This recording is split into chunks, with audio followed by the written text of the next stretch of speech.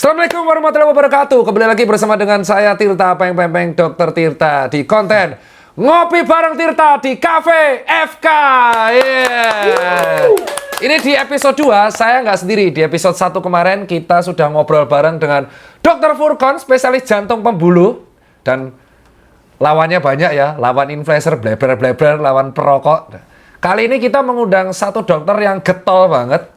Edukasi mengenai perototan dan pertulangan, dan musuhnya adalah pijet abal. Iya. Tidak lain tidak bukan, kita sambut bersama Dr. Asa Ibrahim SPOT. Halo dok. Siap. Iya, Dr. Asa.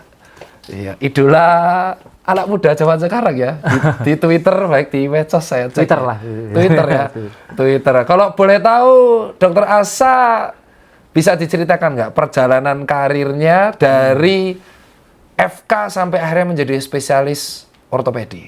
Oh iya, perkenalkan saya Dr. Asa Ibrahim, spesialis ortopedi. Sekarang saya dokter spesialis ortopedi dan traumatologi di Rumah Sakit Akademik UGM. Saya orang Jogja, saya lahir di Jogja, saya sekolah SD, SMP, SMA di Jogja. Kemudian saya masuk di FK UGM. Zaman dulu namanya masih FK UGM. Oh bukan, belum ke FKKMK? Belum FKMK. FK UGM angkatan 2006. Jadi saya masuk FK UGM angkatan 2006. Terus habis itu lulus jadi dokter sekitar tahun 2011, 2012. Terus zaman itu sudah mulai program internship. Oke. Internship pertama kali, program internship dokter itu mulai waktu itu angkatan pertama tuh kelas saya di atas saya satu. Tahun angkatan 2005. Oke. Sekitar tahun 2010, 2011 lah berarti. Pertama 2004 sih, tapi mulai digaji itu yang lulusan 2005 waktu itu kalau nggak salah. Yang udah mulai 1 tahun. Saya internshipnya di Bantul. Di RSUD Bantul, puskesmas Jetis Bantul. Terus setelah lulus saya sempat jadi dokter umum sekitar mungkin 1 tahun. Lanjut juga di RSUD Bantul di GD waktu itu. Kemudian melanjutkan sekolah ke ortopedi di UGM juga, FK UGM. Jadi masuk ortopedi itu di 2015? Iya, selesai jadi dokter 2012, lulus internship 2013, jadi dokter umum setahun 2014 mulai masuk sekolah ortopedi di FK UGM. Terus sebagai ortopedik disumpah sebagai SPOT di tahun? 2019, 5 tahun lah sekolahnya. 5 tahun. 5 tahun. 5 tahun tuh nggak digaji ya? 5 tahun tidak digaji. Karena kan sekolah. Ya oke, nanti kita bahas itu. Dan setelah lulus langsung praktek di mana, Pak Dokter? Saya memang orang Jogja, tapi setelah lulus waktu itu saya ada beberapa kakak kelas di bidang lain sih, Dokter Saraf yang ngajak saya, ayo ngerantau. Kemudian saya ke Sumatera. Saya ke Riau, tepatnya di Kota Pekanbaru. Saya ngerantau di sana, jadi saya praktek sebagai dokter spesialis ortopedi di Riau, di Pekanbaru. Rumah sakit mana boleh tahu? Rumah sakit Awal Bros Panam, selama 4 tahun, itu di Kota Pekanbaru. 4 tahun? 4 tahun. Terus kenapa akhirnya kembali ke Jogja? Karena istri harus sekolah.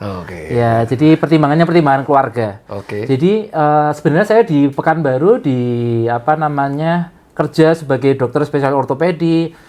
Praktek, operasi, poliklinik, visit, gitu sudah menemukan zona nyaman, gitu. Tapi saya melihat bahwa bakalan gitu-gitu aja, istilahnya ya nyaman, ya kerja, ya dapat duit, ya bantu orang, ya santai, ya bisa olahraga, nyaman banget. Istri juga sebenarnya sudah nyaman. Kebetulan istri dokter, adik kelas angkatan bapak mungkin ya. Iya. Itu nanti ya kita bahas nanti ya. Kita bahas nanti dulu. Dia orang yang dulu asisten anatomi juga, asisten dosen, berprestasi juga. Saya nggak pingin kalau dia nggak sekolah. Dia harus sekolah, dan kebetulan kalau pilihan yang sekolahnya lengkap di Jogja. Dan kebetulan keluarga besar kami juga kebanyakan di Jogja. Jadi dia sekolah juga, anaknya ada yang nemenin, gitu-gitu. Sehingga bukan demi sih, saya juga pengen pindah. Saya juga pengen maju juga. Jadi kita pindah ke Jogja, kemudian akhirnya menemui beberapa senior, kemudian bergabung di UGM, di Rumah Sakit Akademik UGM. Lalu teman-teman harus tahu, Mas Dr. Asa ini adalah di S1-nya sangat ambisius. Dia adalah asdos anatomi. Betul. Apa yang membuat Anda tiba-tiba pola pikirnya berubah? Karena Anda ambisius sekali loh di S1. Yang tahu Mas Asa tahu pasti. Ambisius, semua jadwal ngajar diambil. Ya, lumayan. Semua ya, benar ya, semua jadwal ngajar diambil. Anda termasuk aktif berorganisasi. Iya. Anda juga aktif banget dalam berolahraga, ikut tim basketnya fakultas. Iya. Betul, betul. Betul, Anda juga Anda tuh aktif terus pokoknya. Betul. Tapi ada terjadi perubahan yang kupikir sekarang work life balance sekali. Apa yang membuat Mas Dokter Asa menjadi seperti itu? Mungkin saat kita sekolah spesialis itu kan sekolah yang full time ya. Kita capek, kita jaga, kita apa. Kita kemudian setelah lulus tuh baru merasakan yang namanya kok kali ini aku bisa milih ya. Aku bisa milih ya. Sebelumnya kan nggak bisa milih. Betul. Dalam artian dari pendidikan sekolah saya sebagai dokter spesialis ortopedi, ya ini jadwal jaganya kayak gini, misalnya harus jaga sekian hari sekali, harus operasi, harus tugas di poliklinik, semua tugasnya jelas sehingga kan nggak bisa istilahnya aku jadi residen lagi sekolah, males operasi lah, wes. Nggak mungkin. Mulai wes. Tidak mungkin. Nggak mungkin. Aku kok males yo, wes aku izin 1 minggu liburan sih, kan nggak bisa. Nggak mungkin. Aku capek ya aku kerja. Kecuali sakit, kalau sakit di bidang saya di ortopedi saat itu senior begitu sakit ya izin nggak apa-apa. Tapi kan masa sakit terus kan nggak mungkin gitu loh. Sehingga kita nggak punya pilihan. Saya hidup kayak ya udah capek ya tetap harus kerja, belajar kerja. Sehingga saat lulus saya kok mengalami yang namanya bahwa kok enak ya ternyata ya.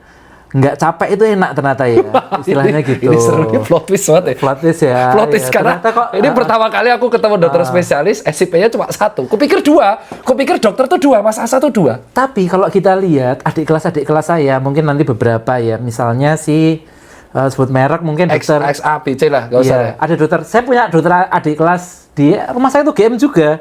Pemikirannya kok juga banyak mirip saya. Dokter anestesi dia kerja di satu tempat. Oh iya? Iya. Kemudian kenapa alasannya ya? Karena biar aku masih bisa nganter anak. Aku kalau misalnya nggak jaga, aku pulang bisa aku olahraga gitu. Jadi mungkin juga saya kan cukup aktif di sosmed ya. Jadi mungkin sedikit banyak mungkin ya terpengaruh pemikiran work life balance kira-kira sih gitu. Kecuali di daerah yang membutuhkan dokter. Ini ada beberapa juga senior saya yang senior atau rekan saya yang kerja di kabupaten di mana ortopednya cuma 1, yaitu pengabdian yang sangat luar biasa. Di mana dia mau libur tapi aku libur ra ono sing ganti misalnya. Saya punya privilege di mana saya kerja di Pekanbaru, dokter ortopedinya banyak. Saya kerja di Jogja, dokter ortopedinya banyak, sehingga saya nggak ada tuntutan untuk terus harus langsung kamu kerja. Nah, tidak semua dokter spesialis beruntung itu, memiliki privilege itu. Jadi pilihan jam kerja itu adalah sebuah privilege bagi dokter. Kayak Dokter Regan yang tahu kok aku kemarin dia praktek di Papua yang hanya ada dia ya, dia have no choice kan. Dan tapi itu pilihan beliaunya juga. Mau di sana atau mau tidak. Kerja di sana nggak tahu. Mungkin kalau disekolahkan ya berarti memang dia harus balik ya. Tapi kalau dia nggak milih, dia mau kerja di Papua, dia mau di Jogja, mau di Pekanbaru. Itu pilihan. Itu pilihan dia dengan konsekuensinya. Oh mungkin kerja di suatu tempat dengan penghasilan lebih banyak, tapi tanggung jawabnya lebih besar. Ya itu pilihan dia.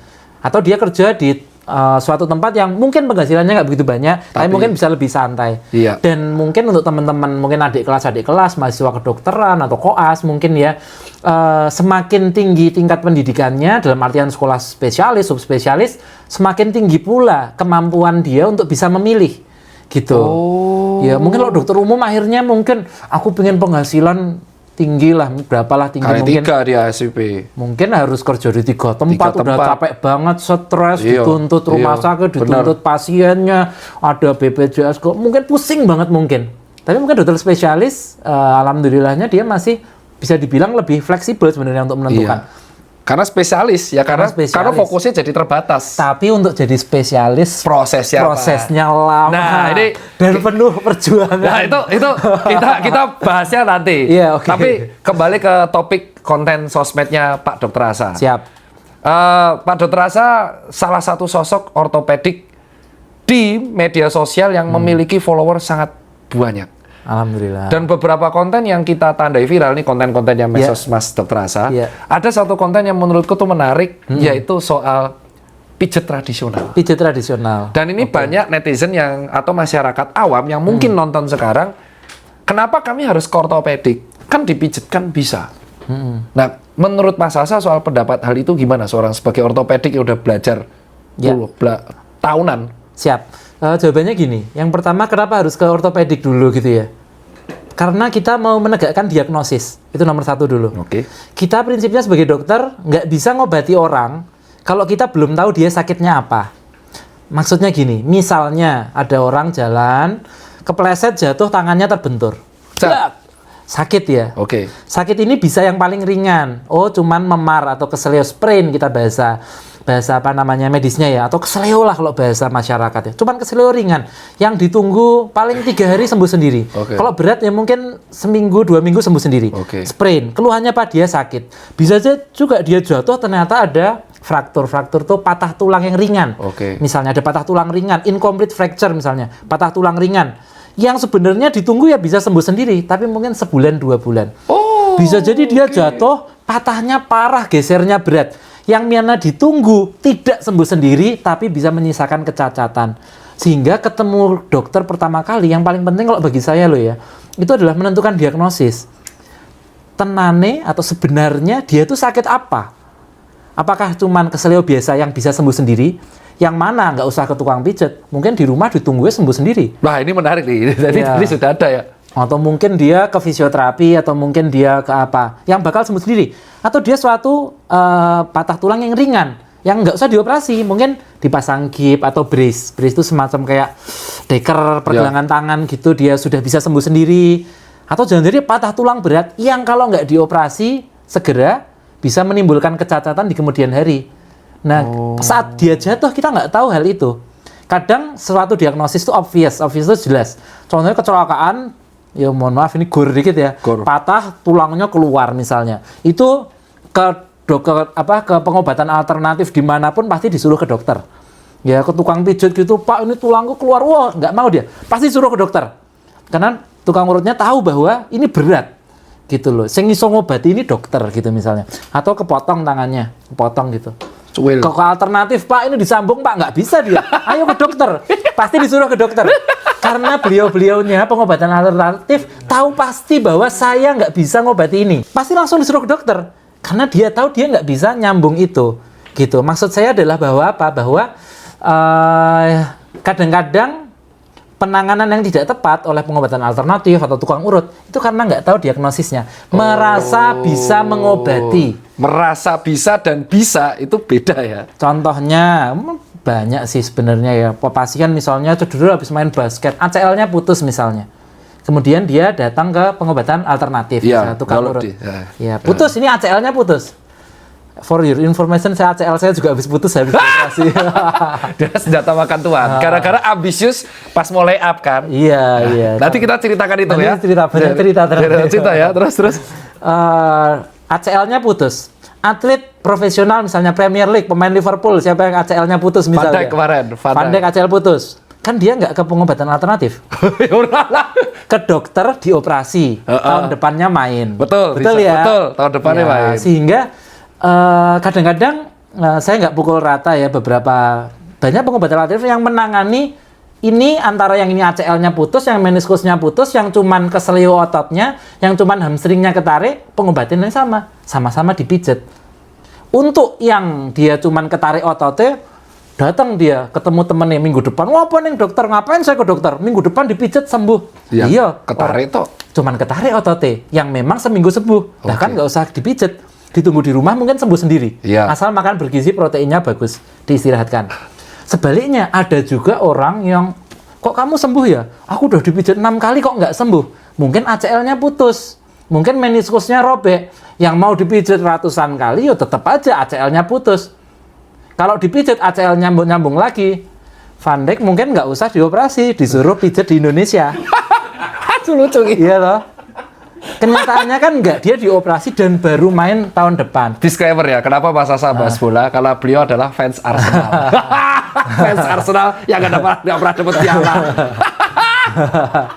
Nah itu tadi, jadi maksudku adalah, jadi yang penting adalah menegakkan diagnosisnya. Itu kenapa pentingnya dokter.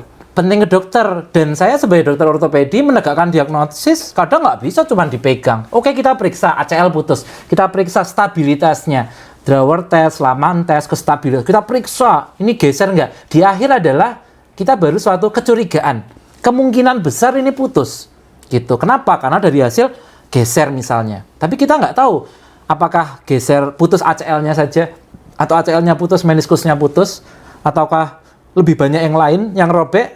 Kita nggak tahu, sehingga kita MRI. Oke. Gitu. Sehingga Saya pun mengakui, saya lumayan lama ya sekolah dokter berapa? 6 tahun, sekolah setahun, terus internship sekolah spesialis. 2 tahun tuh. Oh, 2 tahun ya. Pokoknya totalmu tuh 6 tahun dah sama internship 6 tahun. Itu maksudku, ya. Sekolah spesialis 5 tahun. 11. Bahkan saya mungkin bukan sombong bukan apa, tapi memang sekolahnya lama. Itu objektif ya, sekolah lama itu kan sekolah objektif. Lama, pengalaman. Sekolah lama, belajar lama, ujian akademik. Juga ada ujiannya juga. Banyak. Ada yang nggak lulus ujian juga. Maksudku adalah mereka itu ya nggak cuma dipegang. Kadang saya belum tahu. Ini misalnya saya curiga ini retak, saya takut ini patah. Patahnya yang jenis apa? Patah yang diobati seperti apa? Harus di ronsen. Kadang kalau di dekat sendi parah di CT scan. Kadang kalau saraf terjepit atau apa di MRI. Memang ada physical diagnosis yang membuat kita curiga. Saya curiga ini diagnosisnya. Tapi kembali lagi kita pastikan memang itu sakitnya. Diagnosisnya memang itu dengan pemeriksaan penunjang. Ronsen, MRI, sehingga maksud saya adalah itu sih yang paling utama membedakan kemampuan mendiagnosis. Dan mereka kan nggak punya basic diagnosisnya. Basic ilmu-ilmu untuk mendiagnosa. Basic mendiagnosisnya itu yang beda. Dalam artian kemudian, banyak juga pasien yang setelah dia patah, terus gimana, penanganan terbaik ini misalnya kita tawarkan gitu ya. Nggak mau. Terus nggak mau dok, saya mau ke alternatif. Oh nggak apa-apa. Itu pilihan? Pilihan. Oh jenengan nggak memaksa ya? Oh nggak, terserah nggak apa-apa. Misalnya dokter tugasnya sebatas dia patahnya ini, sakitnya ini, saraf terjepit di sini misalnya, atau robek ACL-nya di sini apa? Kenapa alasannya dioperasi supaya gini, pemulihannya berapa lama? Resiko lo nggak dioperasi apa? Silahkan. Tapi saya maunya ke alternatif, boleh silahkan. Tapi tahu resikonya ini. Kita dokter nggak boleh baper sama pasien. Kalau saya pribadi sih gitu. Saya nggak benar-benar ditanyain. Jenengan juga menceritakan resikonya apa? Oh harus cerita. Kalau nggak dioperasi resikonya ini. Kalau dioperasi resikonya. Bukan berarti dioperasi pasti sembuh, belum tentu. Bukan berarti dioperasi pasti tidak ada resiko, belum tentu. Oh jenengan cerita lengkap? Oh harus lengkap. Ya apalagi sebagai surgeon, sebagai seorang dokter bedah, dalam memaparkan nggak boleh ngomong baik-baiknya doang. Gitu. Dioperasi ya Pak, sembuh, belum karuan. Faktor sembuh karena faktornya banyak. Ini banyak omongannya ya. Faktor sembuh itu ada faktor dokternya ngoperasinya bener apa enggak. 2, faktor pasiennya. Faktor pasien dalam konteks setelah operasi, dia fisioterapinya rajin enggak? Dia makannya, nutrisinya bagus enggak? Dia mengikuti instruksi enggak boleh langsung jalan. Nggak boleh langsung gini, dia langsung gini. Ya gimana dong nggak langsung jalan, aku harus kerja ya, kerjaku berat. Oh jadi kayak faktor sosioekonomi. Oh iya, ya kalau jadi misalkan gitu. Ternyata lututnya buat cari uang. Nah makanya, misalnya dia nggak kerja, apa Pak Dokter mau bayari gajiku? Nggak mungkin. Kan nggak mungkin. Jadi kita sama pasien tuh hanya bisa menghimbau. Dan kalau saya pribadi kadang miris misalnya patah tulang pada anak. Kalau di bawah 18 tahun kan itu kan masih anak. Keputusan mau ke dokter, mau ke alternatif, mau apa masih ditentukan oleh orang tuanya. Kan gitu.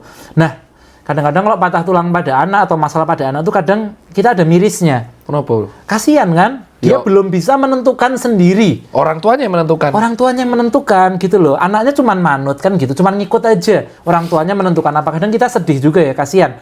Gitu. Kalau dia udah dewasa, ya istilahnya learning by doing, learning by mistake. Bahwa kamu berobat tidak pada tempatnya, akhirnya ada kecacatan, ya kamu udah dewasa, milih sendiri, terserah kamu. Betul. Ternyata ada masalah, yaitu sesuatu yang udah kamu pilih sendiri. Betul. Kita sebutnya sebagai informed consent, informed choice. Dia memilih sendiri setelah diinformasikan. Yang salah kalau dokternya tidak menceritakan. Ini loh resikonya lo nggak dioperasi, ini loh resikonya ini, kita nggak cerita, dia salah, ya ada faktor dokternya yang kurang tepat. Nah, sekarang terkait edukasi dok. Kita akan tertarik dengan bahasan sedikit ke edukasinya dokter. Sebenarnya kalau misalkan kita itu ada yang namanya cedera misalkan di lutut atau patah tulang, terus dihimbau, dokter Asam menghimbau pasien, jangan kan ini ada cedera otot, jangan ya olahraga dulu, jangan aktivitas. Tetapi sang pasien nekat. Sebenarnya resiko terberatnya apa dok? Kalau dia tetap nekat, menghambat recovery kah atau gimana? Ya resiko terberat sebenarnya juga apa namanya? Kita bedakan ini cedera ringan atau cedera berat. Anggap aja sedang. Oke, cedera sedang ya. Cedera sedang bayangan saya kalau olahraga itu ya, itu mungkin cedera ligamen yang incomplete misalnya. Ada cedera ligamen tapi dia belum sampai perlu dioperasi misalnya. Itu saya anggap cedera sedang. dampaknya nomor satu, kalau misalnya penanganannya tidak tepat ya, yang pasti ya. Yang pertama adalah recovery-nya memanjang. Ya, mungkin kalau penanganannya tepat, ini mungkin nggak usah dioperasi loh ya. Nggak sampai dioperasi nggak, tapi kalau penanganannya tepat, istirahatkannya bagus, obatnya cocok, fisioterapinya pas, bisa jadi dia 1 bulan sudah sembuh. Misalnya gitu. Okay. Tapi karena dia penanganannya tidak tepat, habis itu langsung ditekan-tekan, dipijat, langsung suruh jalan, langsung suruh mulai olahraga, fisioterapinya kurang, obatnya juga kurang pas. Yang terjadi adalah lebih dari 1 bulan sembuhnya, bahkan bisa tambah berat. Bisa tambah berat. Nah, jadi ini variatif ya. Karena lututnya geser-geser terus, pakai olahraga, lama-lama bantalan lututnya, meniskusnya cedera, tambah cedera. Jadi akan membuat kompensasi ke hal yang lain ya? Ke jangka panjang. Tapi ini juga tidak selalu. Jadi memang kita harus by diagnosis tuh beda juga prognosisnya. Ada suatu kondisi yang ya wes di BNK wae ya sembuh sendiri. Tadi aku cerita ya. Ada juga yang ini kalau dibiarkan akan mempercepat kerusakan lutut atau osteoartritis misalnya. Ada kerusakan bagian lutut yang kalau dibiarkan aja mempercepat lututnya rusak. Jadi dia masih muda. Dok, aku sejak sakit 2 tahun yang lalu kok sekarang lututku sering sakit ya. Oh, dia ternyata masih muda 30 tapi lututnya nanti udah rusak kayak orang usia 60 misalnya. Karena riwayat itu. Karena riwayat cedera yang tidak ditangani dengan baik. Buset, bisa jadi osteoartritis. Bisa kalau pada cedera beberapa jenisnya, meniskus yang berat, meniskus yang rusak berat, ligamen PCL yang berat misalnya gitu. Nggak dalam sebulan 2 bulan. Oke, jadi dalam proses kronis ya? Proses yang mungkin bertahun-tahun. Oke, sekarang tentang skoliosis. Skoliosis ini hal yang menarik karena saya melihat saya sendiri pun ada skoliosis dan itu terdiagnosa ketika pas aku medical check up. Tapi masih di bawah 20 derajat. Nah, sebenarnya skoliosis itu penyebabnya apa? Aku sempat search di beberapa medical, ada yang genetik, ada yang gaya hidup. Dan cara mengatasinya sebenarnya dan berdasarkan derajatnya gimana sih, Dok? Apakah bisa dengan renang, olahraga, korset yang viral? Kapan harus dioperasi? Gimana, Dok? Oh iya, mungkin lo bagi yang belum tahu, skoliosis kan bengkok pada tulang belakang ya, bengkok terutama ke samping meskipun dia ada rotasinya juga, bengkok pada tulang belakang. Kaitannya dengan penyebabnya ya, kalau penyebabnya sih hampir sebagian besar itu bersifat idiopatik. Idiopatik itu sesuatu yang bahkan dari berbagai macam penelitian belum tahu pasti. Buset. Jadi bisa anak saya yang kena, bisa anaknya Tirta, bisa anaknya teman-teman semua tanpa salah apa-apa. Nggak salah bawa tas, nggak pakai beban berat, nggak duduknya ndelosor-ndelosor. Bisa terjadi, jadi prinsipnya idiopatik bisa terjadi pada siapapun tanpa ada pencetus tertentu atau tanpa diketahui ada pencetus tertentu. Nah, kadang-kadang peneliti itu nggak puas dengan mosok sih benar-benar nggak tahu. Orang-orang mencari kemungkinan penyebabnya. Yang pertama adalah faktor-faktor hormonal. Itulah kenapa lebih sering skoliosis pada wanita. Skoliosis yang bergejala, yang bengkoknya signifikan, bahkan 9 kali lebih sering pada wanita dibandingkan pada pria. Kira-kira gitu. Faktornya hormonal. Ada faktor hormonal, ada faktor genetik. Kalau orang tuanya udah ada riwayat skoliosis, faktor resiko ya, kemungkinan anaknya skoliosis lebih tinggi, meskipun belum tentu. Gitu. Banyak, dia multifaktorial, faktor gen jenis apa, faktor hormonal. Dan di akhir bisa aja ada seseorang, orang tuanya nggak ada yang skoliosis, secara hormonal semuanya nggak ada masalah, tapi ya bisa skoliosis. Itu kita sebut sebagai suatu idiopatik. Dalam artian tidak ada sesuatu yang benar-benar menyebabkan. Beda orang patah tulang karena ketabrak. Karena ketabrak dia patah tulang. Ya, atau orang yang lain lah misalnya. Tapi kalau skoliosis sebagian besar adalah idiopatik. Nah, terus cara penanganannya berdasarkan derajatnya gimana, Dok? Ya, jadi biasanya begitu dia skoliosis, periksa ke dokter, langkah pertama kita ronsen. Ronsen itu menunjukkan derajat keparahan. Biasanya kita bagi 3, Dokter Tirta. Kalau di bawah 20 derajat, kita sebut sebagai skoliosis yang mild, yang ringan. Skoliosis ringan. Kalau 20 sampai ada yang ngomong 45, ada yang ngomong 50, itu skoliosis yang moderate, sedang. Di atas 50 derajat atau 45 derajat kita sebut sebagai skoliosis berat. Nah, kalau yang tadi cerita operasi itu biasanya untuk yang skoliosis berat. Kalau yang untuk skoliosis ringan di bawah 20 derajat itu penanganannya adalah dengan physical terapi atau istilahnya olahraga, mengubah gaya hidup, modifikasi gaya hidup. Jadi biasanya sering duduk lama, kurangi duduk lama. Biasanya dia nggak pernah olahraga, mulai rajin olahraga. Ototnya lemah, diperkuat supaya kuat. Kira-kira gitu. Itu untuk yang ringan. Tapi nggak bisa hilang 0% kan? Ya, jadi kalau fokus pada pengobatan skoliosis adalah untuk mengurangi gejala. Jadi bisa aja misalnya dokter Tirta cerita ya, saya ada skoliosis nih di bawah 20 derajat gitu ya. Saya tahu dari general check up. Benar, JCO. Menunjukkan bahwa mungkin orangnya juga nggak mengeluhkan apa-apa. Iya, betul. Ya, merasa baik-baik aja, kemudian di ronsen ternyata bengkok. Betul, iya. Nah, beberapa atau sebagian besar kasus skoliosis kalau ringan memang bahkan orangnya nggak tahu bahwa bengkok. Jadi bisa, maksud saya apa? Bisa, tulang itu bengkok, tapi orangnya nggak mengeluh itu bisa. Kira-kira gitu. Sehingga tujuan pengobatan skoliosis bukan biar jadi lurus, tapi biar dia tidak ada keluhan gitu. Oke. Kira-kira gitu. Kalau sudah ada keluhan tapi tidak sampai dioperasi terus enaknya diapain, Dok? Misalkan sudah nih segini, terus dokter edukasi ini harus diops tapi nggak bisa. Apa yang harus dilakuin, Dok? Jadi dia misalnya bengkoknya berat gitu ya, tapi nggak mau operasi ya. Yang pertama pasien harus bisa memahami bahwa ada kecenderungan dia akan progres. Ya, jadi operasi skoliosis itu bukan hanya meluruskan, tapi mencegah dia progres supaya nggak tambah bengkok. Pada skoliosis di atas 40 derajat, kecenderungannya itu akan tambah bengkok. Oh iya? Sekian derajat per tahun tergantung keparahannya. Gitu. Nah, semakin dia bengkok, akan semakin simptomatik, semakin muncul gejalanya. Jadi misalnya sekarang bengkoknya berapa? 50. Saya nggak mau dioperasi, Dok. Pokoknya saya nggak mau dioperasi. Oke. Resikonya oke, nggak apa-apa. Kemudian mungkin beberapa tahun kemudian dia ronsen mungkin udah nambah 55. Aduh. Dan kecenderungannya semakin bengkok, semakin bergejala. Skoliosis pada gejala awal biasanya keluhannya pegel-pegel. Iya. Kalau udah tambah parah sampai yang severe skoliosis di mana bengkoknya berat, kadang mulai ada gangguan kardiorespirasi atau sistem pernapasan dan jantungnya. Karena kan dia bengkok, paru-parunya posisinya nanti tidak semestinya. Sehingga dia nanti tarik napas, Dok. Dulu tuh cuman pegel, kok sekarang selain pegel kok mulai napasnya kurang enak ya gitu. Dan semakin lama semakin bengkok terus. Jadi dan semakin bengkok, resiko untuk dioperasi semakin tinggi. Saya cerita tadi, dioperasi itu belum tentu setelah operasi sembuh total gitu. Bisa nggak ada yang bisa memastikan. Iya, semakin dia bengkoknya berat, istilahnya proses operasinya juga semakin kompleks. Oke. Dengan risiko yang bisa semakin tinggi. Jadi, jika memang sudah memenuhi ternyata 60 derajat 55 dengan keluhan, lebih baik operasi sebelum jadi tambah parah. Oke, operasinya berapa lama sih, Dok? Kalau misal skoliosis banyak yang tanya. Durasinya? Iya, selama itu kan orang tuh ngeri ya ngeliatin pulang belakang dibelek terus bla bla bla. Kalau kita kan udah biasa. Kalau dokter Asa kan belum pernah sharing itu, jarang dokter Asa belum pernah. Operasi jarang. Iya, termasuk dokternya jarang nge-share proses operasi. Iya, jadi sebenarnya proses operasi skoliosis itu dokter Asa pernah menjalani atau pernah tahu berapa lama, Dok? Ya, biasanya kalau operasi skoliosis tuh faktornya ada dua. Pertama jumlah operatornya. Kalau dokter tulang belakangnya yang operasi 2 orang misalnya pastinya lebih cepat dibandingkan yang operasi 1 orang. Memang secara umum operasi skoliosis atau operasi kenapa? Karena dia terkenal operasi yang lama, panjang, kompleks kan gitu operasi skoliosis itu. Sehingga memang di banyak center di Indonesia juga biasanya dihandle oleh 2 dokter spesialis.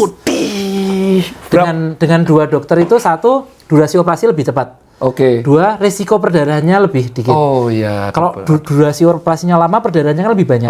Semakin banyak perdarahan, semakin tinggi resiko untuk pasiennya. Oke. Nomor 4 lebih teliti. Kadang-kadang kita masang misalnya operasi saat misalnya dokter ahli tulang belakangnya misalnya operasi, kadang-kadang lebih teliti jika ada temannya, ada teman ngomong istilahnya. Ibarat second opinion. Berapa jam tuh, Dok, emang kalau berdua? Kalau sudutnya nggak begitu berat ya misalnya ya sudut nggak begitu berat mungkin 60-70 gitu. Rata-rata mungkin 3 jam. Edian! Itu berdua. Lama itu, Dok? Berdua. Kalau sendiri? Itu mungkin ditambah 1,5 jam dari situ mungkin. 4,5 jam? Bahkan bisa lebih lama kalau dia lebih bengkok lagi bisa jadi lebih lama lagi. Kesel banget. Iya, sehingga memang memang banyak di center tulang belakang di mana operasinya biasanya berdua memang ya demi pasiennya juga biar lebih bagus. Kembali ke tulang belakang. Banyak sekarang keluhan anak muda itu pegel-pegel di lumbal. Ya. Pinggang di pinggang. Maaf. Jadi di pinggang dan sebenarnya treatment dari lower back pain dan resikonya itu apa sih, Dok? Kok bisa ke anak muda sekarang? Iya. Kebiasaan mager. Ya, jadi faktor utama low back pain, nyeri punggung bawah, faktor penyebabnya itu bukan yang ngeri-ngeri. Bukan kayak saraf kejepit. Ya, bukan. Atau ada tumornya, ada infeksinya, atau yang ngeri-ngeri bukan. 80% sampai 90% penyebabnya adalah ototnya tegang, kenceng, spasme kalau bahasa medisnya. Jadi otot-otot paraspinal, otot-otot di kanan kiri tulang belakang ini dia kenceng ya istilahnya, menyebabkan nyeri pada punggung bawah. Jadi bukan sesuatu yang serius. Karena ototnya kenceng. Nah, ototnya kenceng itu paling sering satu kebiasaannya duduk lama. Jadi untuk yang duduk lama kemudian boyoknya sakit, nggak kaget kita. Kenapa? Karena memang saat kita duduk ini beban ke tulang belakang itu hampir 3 kali lipat pada bagian tulang belakang kita. Kombinasinya adalah duduk lama, 2 adalah kurang stretching. Sehingga ototnya tuh mempertahankan posisi duduk, terus lama-lama kenceng. Apalagi kalau bebannya berat. Bebannya berat contohnya kalau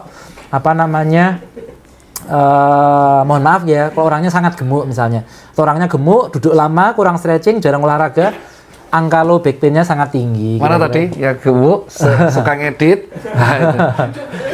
Dan efek buruknya itu bener, ada orang bilang HNP lah, atau bilang saraf kejepit. Itu salah satu faktornya atau salah satu endingnya? Kalau endingnya bisa jadi. Jadi begitu dia duduk lama, bebannya berat. Jadi ibarat tubuh kita ini kan tidak selamanya sempurna. Diciptakan Tuhan ini sempurna. Tapi seiring waktu, lama-lama tidak sempurna. Gampang aja, saya masih muda bisa lari-lari, kalau kakek-kakek lari-lari kesulitan. Karena kekuatan kaki menurun, kondisi sendinya menurun. Sama juga tulang belakang kita. Ya, saat muda mungkin masih bagus dia melakukan berbagai macam aktivitas yang kurang baik, dia masih oke-oke aja. Tapi sangat mungkin tulang belakang yang harusnya kalau dia rajin olahraga, menjaga aktivitas, itu rusaknya nanti umur 70.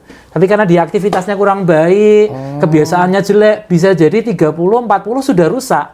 Kok bisa? Harusnya beban duduk sehari mungkin cukuplah 3 jam. Tapi dia duduknya 10 jam. Apalagi tidak dengan posisi yang ergonomis. Baik. Misalnya dia ndelosor main handphone gini misalnya. Kemudian. Ya, itu tekanannya besar. Mempercepat. Saat masih muda, mungkin oke-oke aja. Karena memang belum rusak. Tapi ternyata ada percepatan. Kerusakan bantalannya, munculnya.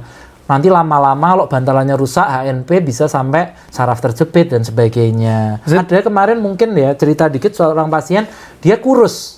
Kalau kita lihat profilnya dia, masa saraf terjepit gini? Tapi ternyata dia betul kita MRI, gambar tulang belakangnya sudah menghitam. Menunjukkan bahwa derajat kerusakannya cukup berat lah. Saya sampai tanya, kenapa kok bisa? Oh ternyata dia kerjaannya IT. Si anak ini, mas-mas ini kerjaannya IT, dia sehari bisa duduk 12 jam, 13 jam, dan memang nggak pernah olahraga. Otot tulang belakangnya lemah. Gitu, sehingga tak bilang, harus kurangi duduk mas, perkuat core muscle-nya, perkuat otot-ototnya. Jadi angkat beban di punggung bagus ya? Bagus, jadi gini, yang namanya sesuatu hal jadi penyakit faktornya 2. Kalau beban itu bisa beban aktivitas, beban tubuh, lebih besar dari kekuatan ototnya, itu akan bikin penyakit.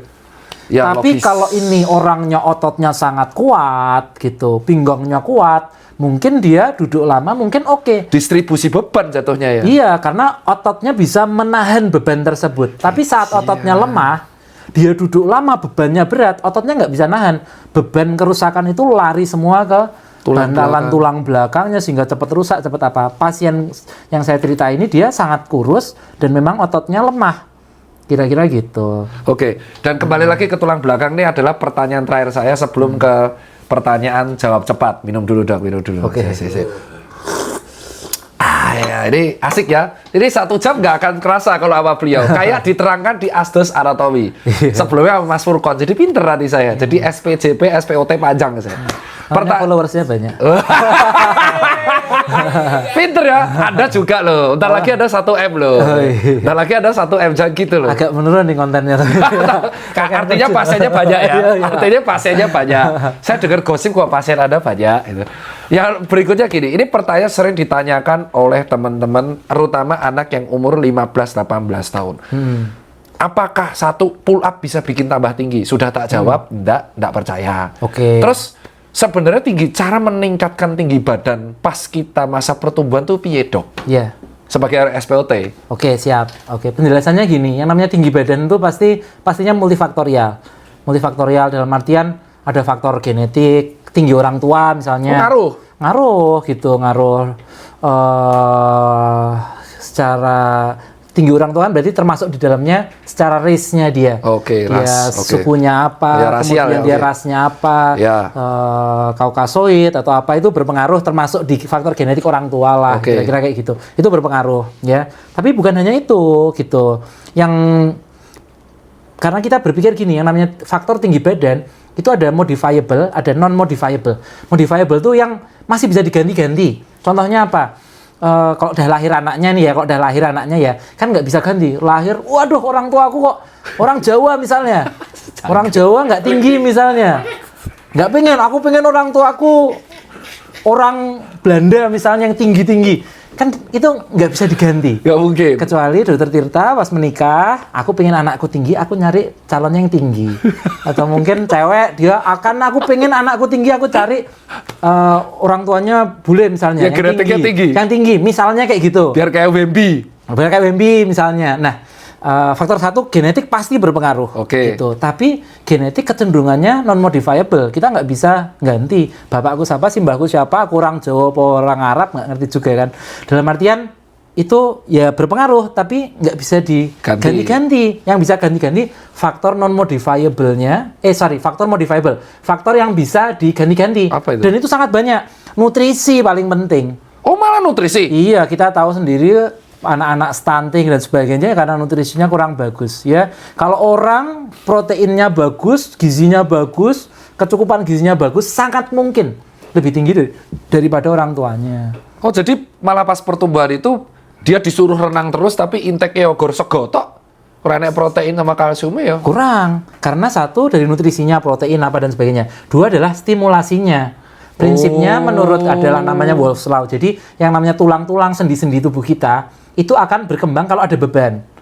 Beban misalnya kalau olahraga, lari-lari, lompat-lompat misalnya, ada beban.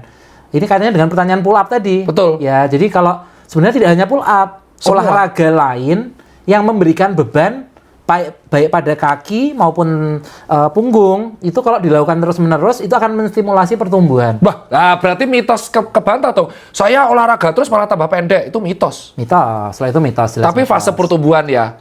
Tapi pada fase pertumbuhan, kalau udah umurnya 30 tahun, dok saya udah makan protein terus, saya udah olahraga terus, saya udah melakukan semua yang dokter nggak bilang tinggi-tinggi? di konten kok nggak tambah tinggi? Karena lewat masa pertumbuhan. Batasannya berapa sih, Dok? Nah, Kalau batasan dari tulang-tulang. nanti ke situ sebentar, ke faktor tadi. Oh, faktor belum selesai ya, belum Akeh selesai. saya diomongin. Oh, ya oke ya. Kayak dosa deh. Iya, Ya, kalau, dos. kalau misalnya faktor tadi, jadi gizinya 2 stimulasi, termasuk gizinya nutrisi, termasuk kebutuhan kalsium, vitamin D, kemudian kalau stimulasi itu olahraga, gitu-gitu ya. D3 ya?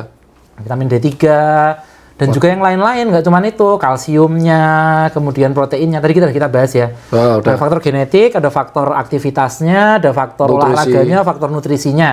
Nah, ada juga faktor yang nggak bisa diganti-ganti lagi. Apakah si anak ini masih dalam masa pertumbuhan? Yang kalau di ronsen tuh kelihatan yang namanya ada lempeng-lempeng pertumbuhan. Oke. Gitu. Umur berapa? Ada yang bilang umur 18, ada yang umur 15. Ada kok yang 13 sudah berhenti pertumbuhannya. Oh. Kalau kondisi lempeng pertumbuhannya sudah menutup. Nah, kaitannya dengan apa? Kaitannya dengan banyak ya.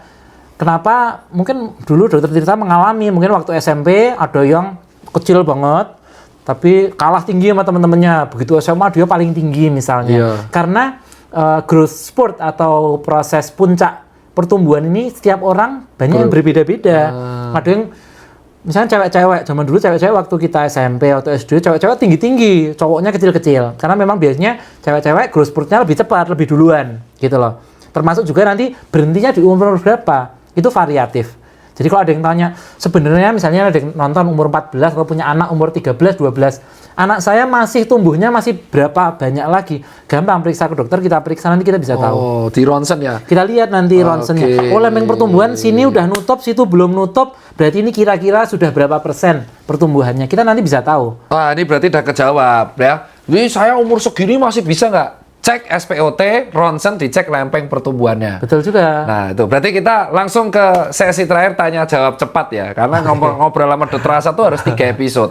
Ya kalau ini diteruskan itu 100 jam nggak akan muat gitu. Nah, sekarang tanya jawab soal mitos fakta kesehatan dan soal jawab cepat lah, nggak usah mitos fakta doang Siap. ya. Dokter Asa 10 tahun yang akan datang akan menjadi seorang dokter spesialis ortopedi yang work life balance. ini asik nih. Subnya nggak diomongin. Apa? Sub spesialis Ya, itu atau ada doa dalam hati dulu. Sungkan. sungkan ya. Oke. Terus nomor 2. Kasus apa yang paling sering ditangani oleh Dokter Asa selama di Pekanbaru? Patah tulang. Oh ya? Hmm. Patah tulang di mana? Maksudnya patah tulang apa? Fraktur di bawah atau ekstremitas bawah atau atas? Secara umum semua patah tulang, karena kan sebagai general ortoped, dokter ortopedi umum. Tapi sangat banyak juga yang penyakit degeneratif atau penyakit karena penurunan fungsi, penyakit orang tua lah. Oh, contohnya osteoartritis. sakit lutut, sakit pinggang. Itu juga banyak? Sangat banyak. Oke. Porsi yang sangat banyak orang sakit lutut, terutama sakit lutut sih, sama sakit pinggang. Oke, nomor 3. Tips buat pelari yang kalau habis lari sering mengeluhkan shin splint. Oh, berhenti dulu larinya. Berarti larinya nggak benar. Wah, ini udah langsung dipotong. Udah selesai masalah. Lah kalau harus memperbaiki form. Memperbaiki form, mungkin durasi, intensitasnya, perkuat dulu otot-ototnya, mungkin. Jadi memang strengtheningnya jadi jangan lupa shin splint juga. itu adalah tanda bahwa Tanda overtraining. Oke, dah selesai. Dokter SPOT yang ngomong. Beres. Nomor 3. Ketika saya terjadi cedera pada otot dan saya masih ada program lari, yang saya lakukan adalah Berhenti dulu program larinya, disembuhkan dulu, baru mulai lari lagi. kelar kau. Nah kan Anda juga putus ACL-nya. Makanya saya udah nggak main basket agak lama.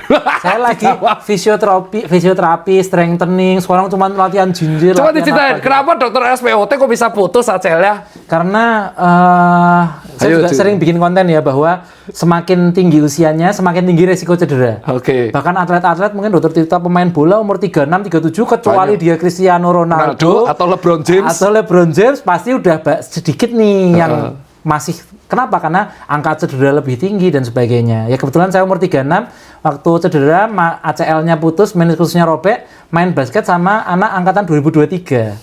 Yang mereka lari-lari, lompat-lompat, Anda ikut. dan saya masih mengimbangi, mohon maaf. Saya masih mengimbangi mereka lari, mereka lompat. Ternyata saat lagi asik-asiknya, ternyata ya mungkin badannya kalah ya, conditioningnya kurang. Mungkin. Saya waktu itu, ini mungkin cerita bagus. Ya nggak bagus-bagus banget. Mungkin cerita yang menarik, saya itu basketnya malam waktu itu. Ini penyebab saya cedera menurut saya ya. Basketnya malam, start basket jam 10 malam. Basket FK UGM sekarang kita malam, jam 9 sampai jam 11. Saya datang sekitar jam 10. Edukasi yang dilanggar, Pak. 2, saya sorenya habis lari 7 kilo. Oke, di edukasi yang dilanggar. oke. Edukasinya dilanggar memang. Saya pulang kerja waktu itu kebetulan lagi banyak operasinya, jam 6 baru pulang. Jadi jam 6 sore, Sorry, maghrib, jam 4 dari pulang. jam 4 asar pulang. Terus aku lari 7 kilo. 7 kilo pulang. Sore-sore udah mulai capek, udah ngantuk, kok pingin banget basket ya. Saya basket dan kejadian putus ACL. Kemudian saya sekitar 1 bulan kemudian saya operasi, dan sejak itu sekarang strengthening. Sekarang udah mulai lari lagi. Kalau basket masih lama. Tapi udah Nggak mulai boleh. lari lagi. Apa? Yang operasi dokter Sopo? Yang operasi berdua di senior saya di rumah sakit UGM, Dr. Lutfi sama Dr. Wahyu. Berdua. Jadi dokter SPOT kalau putus nggak bisa ngoperasi sendiri ya? Apa? Nggak bisa. Terus diceramai apa sama dokter sejawat? Diceramai apa? Nggak diceramai sih. Ya cuman dibilang, kok iso ya. Kok iso itu adalah sebuah kata-kata yang menurutku sengak ya. Kok maksudnya masih basket malam-malam sama anak muda gitu kali ya. Terus 3 tips buat anak muda agar menghindari lower back pain. Jangan duduk lama. Olahraga paling nggak seminggu 2 kali, tidak harus outdoor. Indoor nggak apa-apa, latihan stretching. Nanti cari di YouTube core muscle exercise, latihan otot core, otot pinggangnya. Nanti dicontoh di situ, cepet kok, 6 menit, 10 menit cukup. Yang ketiga adalah supaya nggak lower back pain, kalau misalnya harus duduk lama, posisi duduknya harus baik, ergonomis, tegak. Nggak boleh ndrosor kayak gini, nggak boleh. Atau mungkin gini nggak boleh ya. Yang mau turu, langsung tangi. Posisinya- Mau tuh tim studionya FK tadi turu ya. Posisinya harus baik. Ya, terus pertanyaan mitos fakta kesehatan berikutnya untuk Dokter Asa. Dokter Asa mau tanya, kalau misalkan ada orang patah tulang dan mereka tuh pasien sering mengatakan, nanti mahal kalau operasi. Sebenarnya bisa ditanggung BPJS atau tidak? Sangat ditanggung BPJS. Sangat ditanggung BPJS. BPJS menanggung hampir semua kasus patah tulang.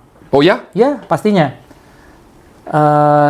Di garis bawahi adalah yang bukan kecelakaan lalu lintas. Oh, kalau kecelakaan lalu lintas? Kalau kecelakaan lalu lintas, mekanisme pembiayaannya, si orang ini harus mengurus dulu jasara harja.